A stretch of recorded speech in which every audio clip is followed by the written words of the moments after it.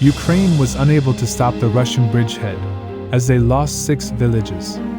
It's day 798 of Russia's operation in Ukraine. Let's dive deeper.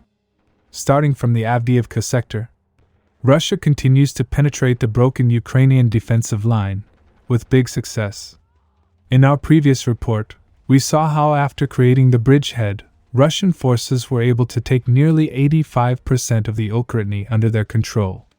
Furthermore, as expected, they started expanding the bridgehead west and northeast. At the western axis previously we saw that, after pushing Ukrainian forces from the Bakhmut, they started attacking Saloio from multiple directions. And this kept Ukrainian units on the back foot. Within just few hours it was confirmed that they were able to take full control of Saloio and also captured this area. With this advance, Ukraine's situation in Maryinka and Bichi became extremely difficult, because their main supply road and their flank was now under Russian control. So reports started coming that they have started withdrawing their units from these two settlements. To maximize the Ukrainian losses, Russian forces started moving to their rear from Saloio. Report says within a few hours, they were able to take this area under their control, which then forced Ukrainians to withdraw through open fields very quickly. In the next report it was confirmed that the fierce battle that lasted for several weeks has now ended, as Russian forces have taken full control of Maryinka and Bichi. If you remember when Russians first started attacking Ukraine, I suggested that their initial goal was likely to take these two villages that Ukrainians were holding very strongly. Currently it is reported that Russians continue their advance westwards. No new advance is confirmed yet.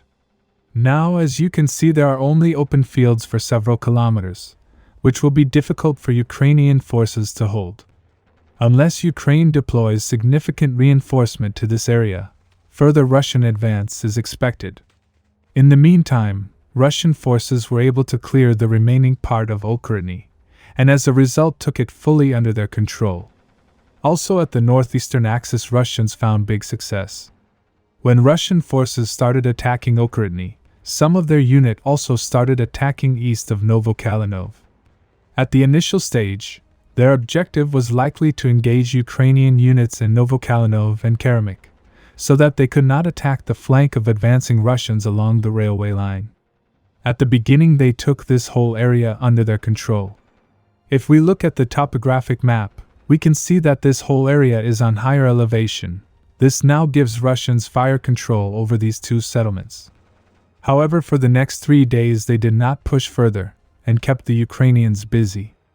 But just as Russians took Ukraine, they restarted their push, with the objective of capturing remaining heights around the villages.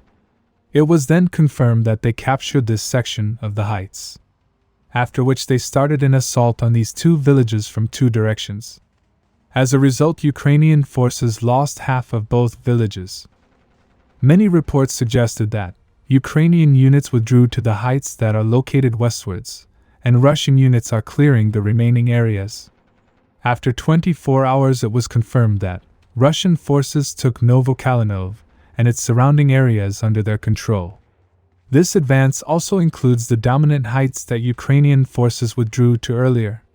However, Ukrainians at Kherson were providing intense resistance. But after attacking them for the next 24 hours, it was confirmed in today's report that Russian forces took Kherson under their control. A lot of people were expecting that Russians, after expanding this bridgehead, would stop advancing further. But it seems like they have broken the Ukrainian defense, and are not showing any signs of slowing down. In the last 2 days, after capturing Ukraine, they started attacking Novoalexandrivka and Arkhangelsk. As per latest reports, they were able to take this area under their control, and have extended their bridgehead further. Now the big question is, what is the next Russian target? Many trusted sources have shared their opinions. We will discuss it in the coming report. Subscribe for more frontline updates. Let me know your thoughts in the comments down below.